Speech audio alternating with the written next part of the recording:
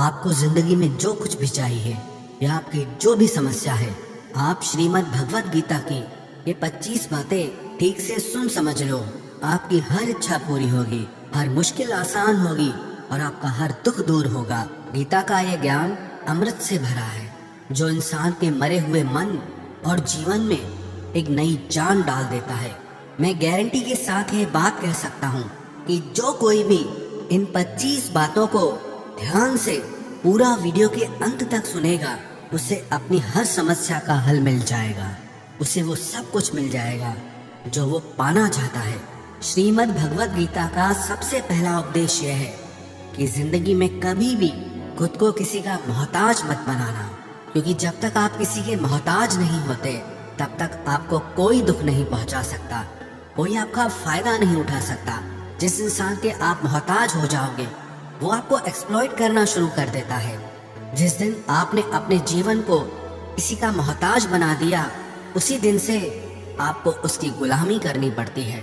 औरों की तो छोड़ो, जो लोग अपने नौकरों के, काम वाली बाइयों के मोहताज हो जाते हैं तो उनका सब कुछ सहना शुरू कर देते हैं, क्योंकि उन्हें पता होता है कि आपका काम उनके बिना चल ही नहीं पाएगा और आप खुद से खुद का काम कर नहीं पाएंगे और दूसरा कोई आपको मिल नहीं रहा तो उनका आपको परेशान करना शुरू हो जाता है। लेकिन जब उन्हें ये समझ आता है कि आप अपना काम खुद कर सकते हैं, आपको दूसरे 1000 ऑप्शन मिल सकते हैं, तो वो चुपचाप अपना काम करेंगे। अब अगर आप कोई ऐसी नौकरी करते हैं जहां आपके बॉस के गलत होते हुए भी आप उसका टॉर्चर सहते रहते हैं, तो आपको पता होता है कि आप उसके मोहताज हैं और वो उसका पूरा फायदा लेता है। और तो और जिस घर परिवार में आप रहते हैं, अगर वहां भी आप किसी के मोहताज हैं तो वो आपको पूरा चूस लेता है, क्योंकि वहां आप 24 घंटे रहते हैं, कहीं और जा ही नहीं सकते। आपके सर पे चढ़ के नाचेगा वो इंसान और आपको पूरी तरह से अपने कंट्रोल में रखेगा। लोगों को बहुत मजा आता है अपने से कमजोर इंसान को अपने कंट्रोल में रखने के। आप चाहे 1000 उनके लिए अच्छा करो, चाहे हर वो काम करो जिससे उन्हें खुशी मिले, पर ऐसे लोग आपकी गर्दन को दबा के रखते हैं। आप में अगर कुछ प्रतिभा है तो आपके पंख ही काट दिए जाएंगे। हर वो कोशिश की जाएगी आपके साथ जिससे आप जिंदगी में कभी आगे ही ना बढ़ पाओ। किसी का मोहताज होना मर जाने से भी बदतर होता है। मोहताजी आपको गुलाम बनाकर रख देती है। आपने कभी गौर किया कि आपकी जिंदगी वही लोग खराब करते हैं जिनके आप मोहताज हो जाते हैं। आपका सारा दुख वहीं से आता है जिसके आप मोहताज होते हैं। मोहताजी सिर्फ शरीर या काम की नहीं होती, सबसे बड़ी मोहताजी मन की होती है कि जिंदगी में कोई हमें चाहिए, हमें संभालने के लिए, नहीं तो हम खुश नहीं रह पाएंगे। अकेलापन लोगों से झेला नहीं जाता है। फिर कई बार आप ऐसे लोगों से जुड़ जाते हैं जो आपकी इस मन की मोहताजी का पूरा फायदा उठाते हैं। आप उनसे रिश्ता इसीलिए जोड़ते हैं ताकि आपकी जिंदगी में थोड़ी खुशी आए, पर वो लोग आपको खून के आंसू रुलाते हैं, आपकी पूरी जिंदगी नर्क बना देते हैं। याद रखना एक बात, माँ बाप के अलावा ऐसा दुनिया में आज तक कोई पैदा नहीं हुआ है कि आप जिसके मोहताज हों और वो आपका फायदा ना उठाए। इसीलिए जिंदगी में कभी भी खुद को किसी का मोहताज मत बनाना। श्रीमद् भगवत गीता का दूसरा उपदेश ये है कि जब भी जिंदगी में खुद को अकेला महसूस करो, तब इस सच्चाई को ठीक से समझ लेना कि आप दुनिया में अकेले ही आए थे और अकेले ही जाओगे। वास्तविकता में यहाँ कोई आपका अपना नहीं है। एक दिन तो जो माँ बाप हमें जन्म देते हैं वो भी हमें अकेला छोड़ के चले जाते हैं, तो औरों से तो उम्मीद ही क्या करना। यदि कोई आपका साथ छोड़ दे तो याद रखना कि वो ईश्वर सदा आपके साथ है, वो कभी आपका साथ नहीं छोड़ता। गीता में श्री कृष्ण ने अर्जुन से कहा कि चाहे कोई मनुष्य मुझे माने या ना माने, लेकिन मैं इंसान का साथ कभी नहीं छोड़ता, क्योंकि ये सब मेरी ही संतानें हैं। ममैवांशो जीवलोके जीवभूत सनातन मनश्ष्ठानि इंद्रियाणि प्रकृति स्थानि कर्षति। इंसान को ईश्वर का ही अंश कहा गया है, इसलिए मनुष्य को ईश्वर की संतान कहा जाता है। इसीलिए आपको अकेलेपन से कभी दुखी नहीं होना चाहिए, कभी डरना नहीं चाहिए, बल्कि किसी गलत इंसान के साथ रहने से डरना चाहिए। एक कहावत है कि something is better than nothing, कि कुछ नहीं होने से कुछ होना बेहतर है। लेकिन एक और कहावत है कि nothing is better than nonsense, कि नॉनसेंस लोगों के साथ रहने से अच्छा है आप अकेले ही रहो। इसीलिए गीता का ये उपदेश हर इंसान के लिए बहुत जरूरी है जो खुद को अकेला समझकर दुखी हो जाते हैं। इसीलिए अकेलेपन से डरना, दुखी होना छोड़ दो, क्योंकि यहाँ कोई किसी का नहीं होता। गीता का तीसरा उपदेश यह है कि जीवन में जब भी कोई मुश्किल आए तो हिम्मत मत हारो, बस थोड़ा धीरज रखो। जो लोग मुश्किल वक्त में खुद को थोड़ा संभाल कर धीरज रखते हैं वो हर मुश्किल को आसानी से पार कर जाते हैं। एक राजा अपने गुरुजी के पास गया और उसने गुरुजी से जाकर बोला कि ऐसे तो राज्य में हर प्रकार की खुशहाली है, पर वक्त का कोई भरोसा नहीं है। अगर कभी जिंदगी में कोई मुश्किल वक्त आए, कोई बुरा वक्त आए, तो उस वक्त के लिए मुझे कोई मंत्र दीजिए, कोई शिक्षा दीजिए, कोई उपदेश दीजिए कि उस बुरे वक्त से कैसे बाहर निकलना है। तो गुरुजी ने उसे एक तावीज बांध कर दे दिया और राजा से कहा कि इस तावीज में मैंने एक मंत्र लिख कर रखा है। जब तुम्हारी जिंदगी में बहुत बुरा वक्त आए और तुम्हें लगे कि इससे बुरा तो अब कुछ हो ही नहीं सकता, उस समय पे ये तावीज खोल के तुम इस मंत्र को पढ़ लेना, तुम्हारे अंदर बहुत शक्ति आ जाएगी। और एक दिन ऐसा हुआ भी कि उस राजा के राज्य पे किसी दूसरे राजा ने आक्रमण कर दिया और इस राजा की ऐसी स्थिति हुई कि उसे अपना राज्य छोड़कर, पूरे शहर को छोड़कर अपने कुछ लोगों के साथ भागना पड़ा। उस समय पे राजा बहुत दुखी था और विचार करने लगा कि गुरुजी ने मुझे एक तावीज दिया था कि जब जिंदगी में बहुत बुरा वक्त आए तब इसे खोल कर पढ़ना, और इसके अंदर जो मंत्र लिखा हुआ है वो मेरे अंदर शक्ति भर देगा। राजा ने विचार किया कि इससे बुरा वक्त और क्या हो सकता है। उसने गुरुजी का दिया हुआ वो तावीज खोला और उसके अंदर लिखा हुआ था कि ये वक्त भी गुजर ही जाएगा। इस वचन को पढ़कर राजा के मन में एक शक्ति आई, विश्वास जगा कि ये जो बुरा वक्त है ये भी टिकने वाला नहीं है, ये भी निकल ही जाएगा। इसलिए मुझे हिम्मत नहीं हारनी, वापस से अपनी सेना खड़ी करनी है। और उस राजा ने वापस से अपने सैनिकों को जमा करके अपनी सेना को खड़ा किया और उस राजा पे हमला करके अपना राज्य वापस प्राप्त किया। तो जिंदगी में स्थिति चाहे कितनी भी बुरी क्यों ना हो, वो हमेशा के लिए नहीं रहने वाली, वो भी एक दिन गुजर जाएगी। वक्त चाहे कैसा भी हो, एक दिन जरूर बदल जाएगा। हमारी जिंदगी में न जाने कितनी बार दुख आए, कितनी बार मुश्किल वक्त आया, लेकिन हम हर बार निकल जाते हैं। ऐसे ही आपकी जिंदगी में जब कोई मुश्किल वक्त आए, बुरा वक्त आए, तो मन में ये विश्वास रखना कि ये वक्त भी एक दिन गुजर ही जाएगा। इसलिए अपनी हिम्मत मत हारो। अगर आपके अंदर धीरज है तो आप बुरे से बुरे वक्त को भी जरूर पार कर जाओगे। श्रीमद् भगवत गीता का चौथा उपदेश ये है कि जब कोई आपके साथ धोखा या छल करे तो उसको कोसना या दुखी होना छोड़ दो, बल्कि उससे शिक्षा लो कि लोग असलियत में वैसे नहीं होते जैसा आप उन्हें समझ लेते हैं।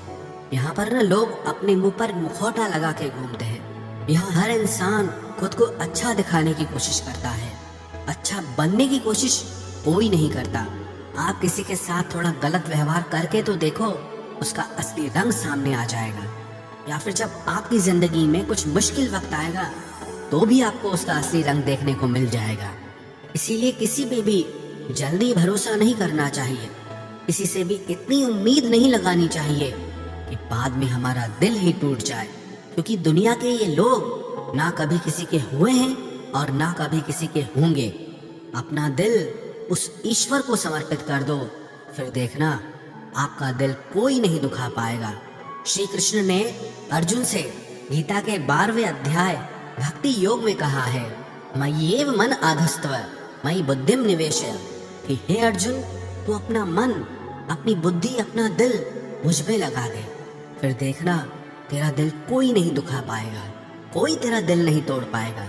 याद रखना, इस दुनिया में आप जिससे भी सबसे ज्यादा दिल लगाओगे, सबसे ज्यादा दुख भी आपको वही इंसान देगा।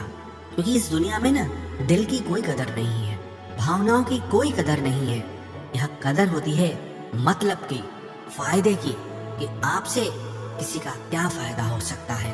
जब तक आपसे लोगों का मतलब है तब तक सब लोग आपसे अच्छा चलते हैं। जैसे ही उनका मतलब खत्म हो जाता है वैसे ही उनका बात करने का तरीका भी बदल जाता है। इसीलिए जब आप किसी से नया नया मिलते हैं तो उस पर यकीन मत करिए।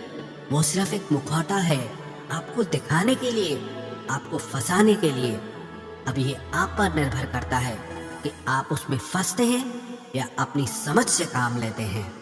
गीता की 5वीं शिक्षा यह है कि आप अपने गुजरे हुए वक्त को भूल जाओ, क्योंकि अगर आप गुजरे हुए वक्त के दुख में जीते रहोगे, उसके पश्चाताप में जीते रहोगे, तो आज में आप कभी खुश नहीं रह पाओगे। समझदार लोग जो समय चला गया है उसका दुख कभी नहीं करते। आपका बीता हुआ कल कैसा भी क्यों ना हो, पर उसका प्रभाव आपके आज पर नहीं पड़ना चाहिए। जो भी आपके साथ हुआ उससे सबक लो, शिक्षा लो कि अब ये जिंदगी में आगे नहीं होने देंगे हम, और जीवन में आप आगे बढ़ जाओ। कई बार ना लोग रोते रहते हैं कि उस इंसान ने मेरे साथ इतना गलत किया, इसीलिए आज जिंदगी में मैं इतना दुखी हूँ। लोग कोसते रहते हैं दूसरों को कि उसकी वजह से मेरी जिंदगी में दुख है, उसकी वजह से मेरी जिंदगी खराब हो गई है। लेकिन जब तक आप उसे कोसते रहेंगे आप जिंदगी में कभी खुश नहीं रह पाएंगे, कभी आगे नहीं बढ़ पाएंगे। जो हुआ, जो लोगों ने आपके साथ किया, उसे आप बदल नहीं सकते, लेकिन आपका आज आप जरूर बदल सकते हो। कल के दुख से छूटना चाहते हो तो कल में नहीं आज में जीना शुरू करो। आपको ऐसा एक भी इंसान नहीं मिलेगा जो अपने कल में जीता हो और प्रसन्न रहता हो। आपको सिर्फ वही इंसान खुश रहेगा जो अपने आज में जीता है। कल में जीने वाला इंसान किसी न किसी पीड़ा से जुड़ा होता है, किसी न किसी दुख, किसी न किसी पश्चाताप से जुड़ा होता है। कल में जीना आपकी जिंदगी की सारी खुशियां छीन लेगा। तो जितना हो सके अपने पास्ट को भूल जाइए और अपने प्रेजेंट में जीना शुरू कीजिए। श्रीमद् भगवद गीता का 6ठा उपदेश ये है कि प्रेम उसी से करो जो आपके प्रेम के लायक हो। जिसे आपके प्रेम की कदर नहीं, उससे जितना दूर रहो उतना अच्छा होता है। आजकल लोग कहते हैं कि सबसे ज्यादा पीड़ा प्रेम देता है। लोगों ने प्रेम जैसी पवित्र चीज को गंदा कर दिया है, जहर बना दिया है। सबसे ज्यादा लोग एक दूसरे को प्रेम और भरोसे के नाम पर ही लूटते हैं। अगर आपका किसी से प्रेम नहीं है तो वो आपकी भावनाओं को चोट पहुंचा ही नहीं सकता। संबंध चाहे जो भी हो, हद से ज्यादा किसी से प्रेम करोगे और अगर वो उसके लायक नहीं तो सिवाय दुख के और कुछ नहीं मिलेगा। वास्तविकता में प्रेम पीड़ा नहीं देता, बल्कि ऐसे इंसान से प्रेम करना पीड़ा देता है जिसे आपके प्रेम की कदर नहीं है। तो प्रेम सिर्फ उसी इंसान से करो जिसे आपके प्रेम की कदर नहीं है। जहां आपको ये एहसास हो जाए कि आपके प्रेम की, आपके भावनाओं की किसी को कदर तक नहीं है, वहां से आप कृपया करके खुद को दूर ही रखें। गीता का 7वां उपदेश ये है कि हमारे रिश्तेदार ही हमसे सबसे ज्यादा जलते हैं। हमारी सफलता से सबसे ज्यादा दिक्कत हमारे रिश्तेदारों को ही होती है। बाहर वालों को कोई फर्क नहीं पड़ता कि आपकी जिंदगी में क्या हो रहा है, पर जो आपके रिश्तेदार होते हैं उनकी ना पूरी नजर रहती है आपकी जिंदगी पर। बाहर से तो वो यही कहेंगे कि आगे बढ़ो, सफल हो जाओ, खुश रहो जिंदगी में, पर जब उन्हें आप अपनी सफलता के बारे में बताएंगे, अपनी किसी कामयाबी की खबर उनको सुनाएंगे, तो उसे सुनकर उन्हें बिल्कुल भी खुशी नहीं होती। कई बार सारी दुनिया आपको पसंद करती है, आपके काम की तारीफ करती है, लेकिन आपकी कदर आपके घर में ही नहीं होती। महाभारत का युद्ध बाहर के लोगों में नहीं हुआ था, ये भाइयों के आपस की लड़ाई थी। पांडवों के हर सुख से दुर्योधन जलता था। जब भी पांडव किसी काम में सफल होते थे उससे बिल्कुल भी बर्दाश्त नहीं होता था। दुर्योधन हर कोशिश करता था पांडवों को नीचा गिराने का, जितना हो सके उन्हें दुखी करने का। और वही भाइयों की आपसी जलन महाभारत के युद्ध की वजह से हुई, जिसमें न जाने कितने अनगिनत लोग मारे गए। बाहर वाले को क्या फर्क पड़ता है कि आप कैसे जिंदगी जीते हैं, लेकिन ये जो रिश्तेदार होते हैं, ये जो करीबी लोग होते हैं, मजाल जो इन्हें आपकी खुशी बर्दाश्त हो जाए।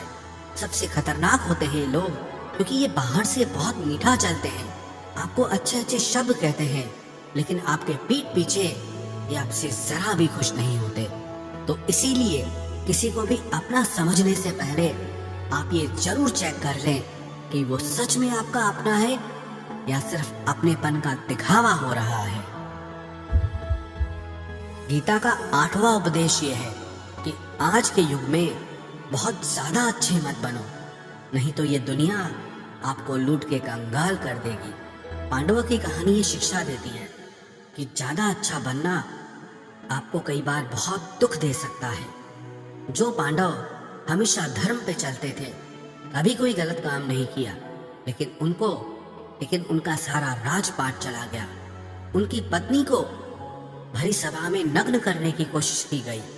भिक्षा लेकर के उन्हें अपनी जिंदगी गुजारनी पड़ी। कारण क्या था? वो कुछ ज्यादा ही अच्छे बन रहे थे। ये तो तब की बात है, और आज की दुनिया तो और बदल चुकी है। लोग ना अच्छे इंसान को इज्जत कम देते हैं, बल्कि उसका इस्तेमाल ज्यादा किया जाता है। अगर आप भी लोगों के साथ अच्छा चलते हैं तो आप इस चीज को खुद अनुभव कर पाएंगे। आप जितना लोगों के साथ अच्छा चलते हैं, लोग आपके साथ उतना गलत व्यवहार करते हैं, लोग आपका उतना ज्यादा इस्तेमाल करते हैं। आप दूसरों की खुशी के लिए कुछ भी करते जाते हैं और लोग सिर्फ आपका एडवांटेज लेने में लगे रहते हैं। इसलिए आज के जमाने में खुश रहना है ना, तो बहुत ज्यादा अच्छे मत बनो। इसका मतलब ये नहीं कि आप बुरे इंसान बन जाओ। आप अपनी नजर में अच्छे बन के रहो। दुनिया की नजर में अच्छे बनने की कोशिश कभी मत करना। गीता का 9वां उपदेश ये है कि जहाँ आपके लिए प्रेम और इज्जत नहीं है, वहाँ कभी मत जाओ। महाभारत का युद्ध शुरू होने से पहले श्री कृष्ण हस्तिनापुर गए थे, पांडवों की तरफ से शांति प्रस्ताव लेकर के। तब शकुनी ने दुर्योधन से कहा कि ये कृष्ण बड़ा मायावी है, अगर ये हमारे पक्ष में आ जाए तो समझ लो पांडव हार ही गए। तो इसकी सेवा करो, इसको अपने घर आने का निमंत्रण भेजो, इसे खुश करो। जब श्री कृष्ण हस्तिनापुर पहुंचे तो दुर्योधन ने उन्हें अपने घर आने के लिए कहा और श्री कृष्ण से कहा, आप मेरे घर पे रहिए, मेरा आतिथ्य स्वीकार कीजिए, मेरे घर में भोजन कीजिए। तो श्री कृष्ण ने दुर्योधन से कहा कि दुर्योधन, इंसान को किसी के घर तभी भोजन करना चाहिए, तभी जाना चाहिए, या तो उससे बहुत प्रेम हो, या तो हमारे जीवन में कोई बहुत बड़ी आपत्ति आ गई हो। ना तो मेरी जिंदगी में कोई आपत्ति आई है और ना ही तुम्हारा मुझसे कोई प्रेम है, तो तुम्हारे घर तो मैं कभी नहीं आऊंगा। तुम मुझे अपने घर बुला रहे हो सिर्फ और सिर्फ अपना मतलब पूरा करने के लिए, और मतलबी लोगों के घर कभी नहीं जाना चाहिए। इसलिए इससे हमको ये शिक्षा मिलती है कि जिसके दिल में आपके लिए प्रेम नहीं है, इज्जत नहीं है, वहाँ आपको कभी नहीं रहना चाहिए। आपको सिर्फ उसी जगह रहना चाहिए जहाँ आपकी कदर हो, आपको इज्जत मिले और जहाँ आपको प्रेम मिले। गीता का 10वां उपदेश ये है कि कभी भी अपने धन, अपने पद और बल का अभिमान नहीं करना चाहिए। दुर्योधन को बहुत अभिमान था कि मेरे पास भीष्म पितामह जैसे, द्रोणाचार्य और कर्ण जैसे योद्धा बैठे हैं, तो ये पांडवों को तो मैं यूं ही मसल के रख दूंगा। अपने धन का अभिमान था, अपने पद और शक्ति का अभिमान था, लेकिन वो अभिमान ही एक दिन उसके सर्वनाश का कारण बना। जो लोग अपने पैसे के अहंकार में या शक्ति के अहंकार में दूसरों को नीचा दिखाते हैं, दूसरों को चोट पहुंचाते हैं, एक दिन उनकी वही गलती उनका सर्वनाश कर देती है। इसलिए जीवन में आप चाहे कितने भी सफल हो जाएं, कितने भी बड़े इंसान हो जाएं, लेकिन उसका अभिमान दूसरों को कभी मत दिखाना। गीता का 11वां उपदेश ये है कि जो दूसरों के साथ छल करता है, उसका अंत बहुत बुरा होता है। दुर्योधन का मामा शकुनी और दुर्योधन ने पांडवों के साथ जीवन भर छल किया, पग पग पर उन्हें धोखा दिया, कभी ईमानदारी से उनके साथ नहीं चला, और उसका परिणाम दुर्योधन को ये मिला कि उनके दल का हर एक बड़ा योद्धा छल के द्वारा ही मारा गया, क्योंकि दुर्योधन ने जैसा कर्म किया था उसको वैसा ही फल मिला। सारा जीवन भर उसने छल किया, तो अंत में उसकी खुद की मृत्यु भी एक छल से ही हुई थी। इसीलिए कोई अगर खुद को बहुत ज्यादा चालाक समझता है कि दूसरे को धोखा दे दिया, दूसरे को बेवकूफ बना दिया, एक दिन कोई आएगा उसकी जिंदगी में भी जो उसको भी धोखा देगा। क्योंकि कर्मा सबके चेहरे याद रखता है। जो जैसा कर्म करता है उसको वैसा फल जरूर मिलता है।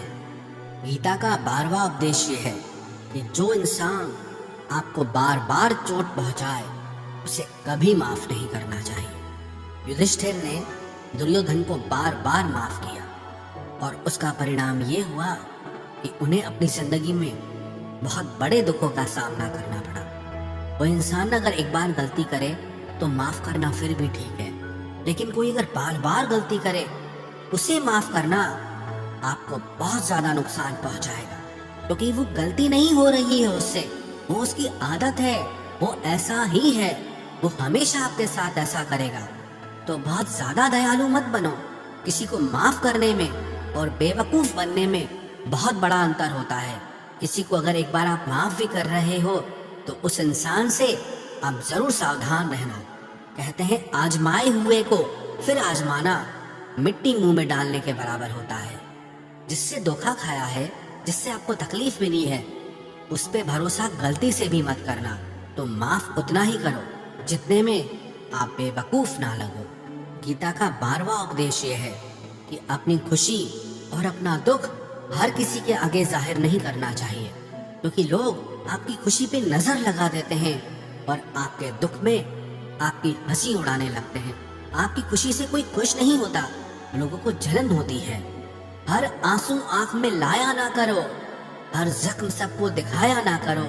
यहाँ लोग हाथ में नमक लिए फिरते हैं, इसलिए अपना हर दर्द सबको दिखाया ना करो। लोग तो बैठे ही हैं दुखी इंसान को और दुखी करने, और जो खुश है उसको तकलीफ पहुंचाने के लिए। रही मन निज मन की व्यथा, निज मन राखो लेह।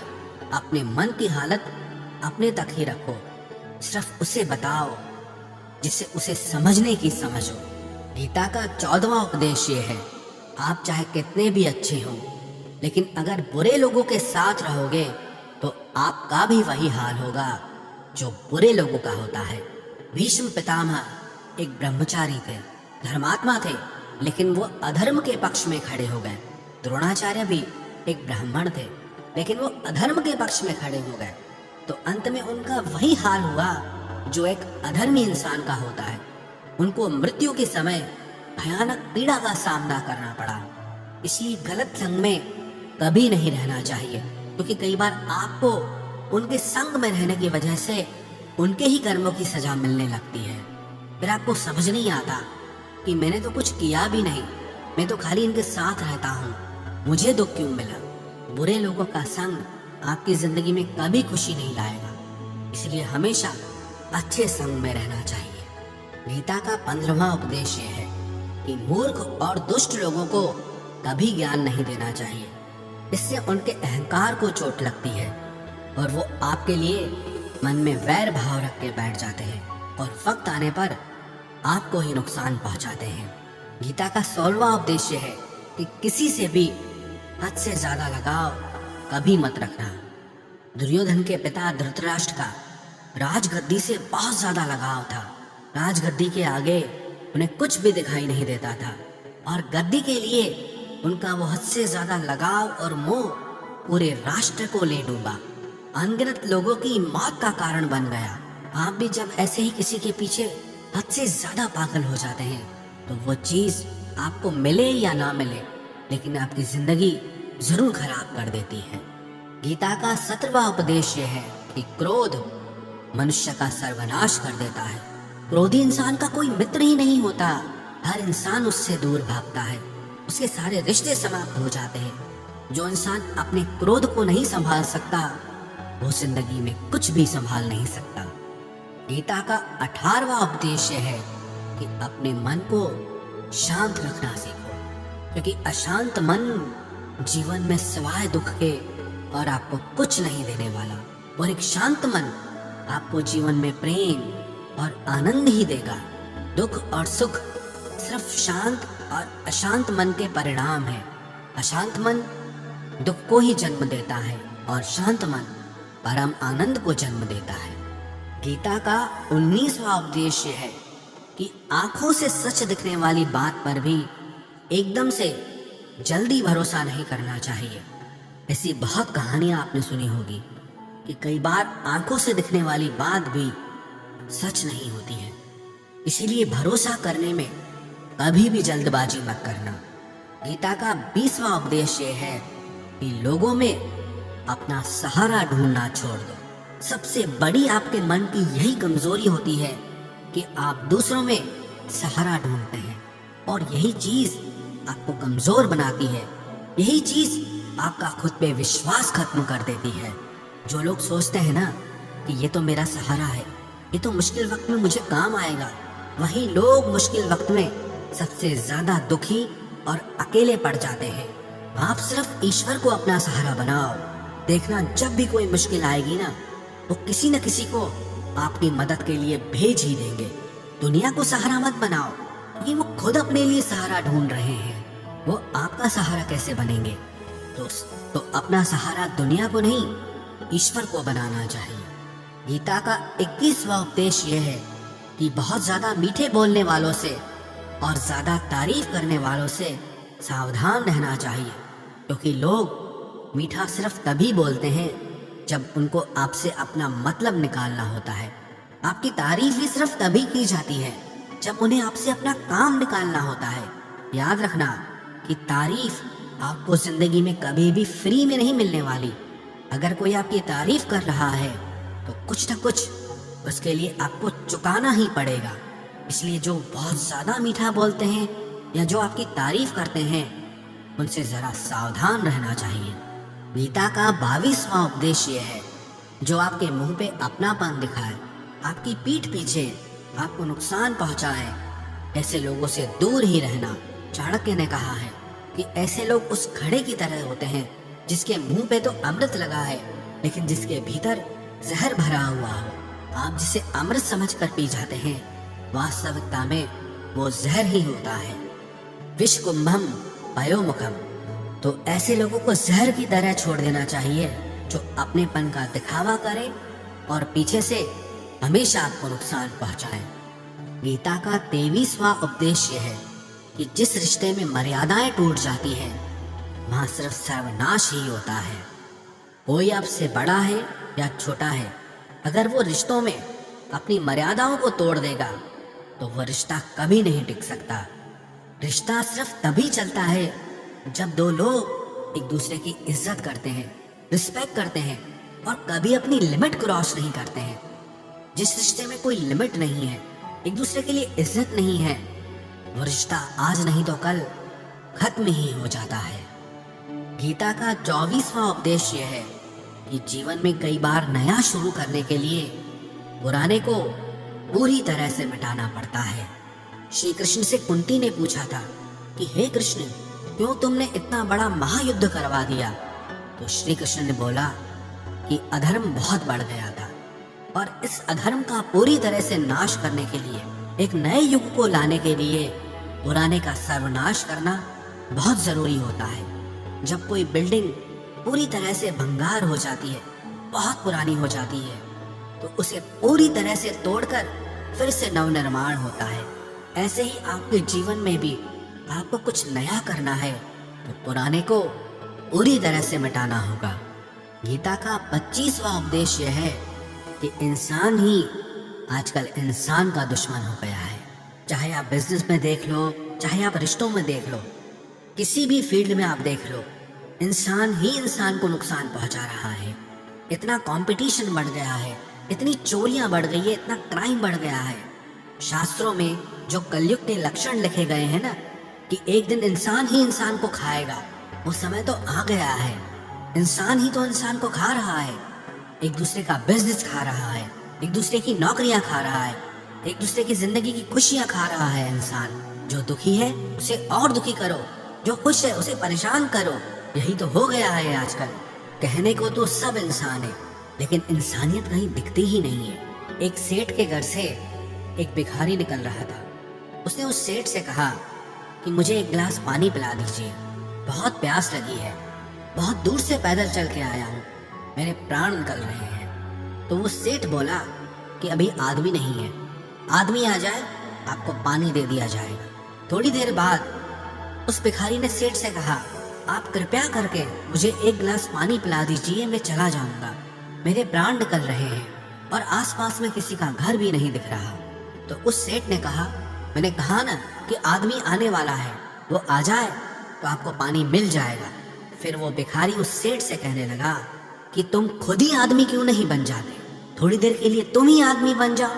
आजकल यही हो गया है, यहाँ कोई आदमी बनने को तैयार ही नहीं है।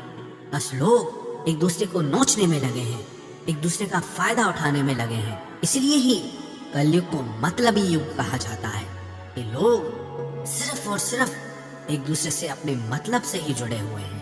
तो गीता की ये 25 बातें अगर आप ठीक से समझ लेंगे और इन्हें हमेशा याद रखेंगे तो विश्वास रखना, दुनिया में किसी की ताकत नहीं है जो आपके मन को और आपके दिल को चोट पहुंचा सके, आपको दुखी कर सके। ये 25 शिक्षाएं अगर आप हमेशा याद रखोगे तो जिंदगी में हमेशा खुश रहोगे।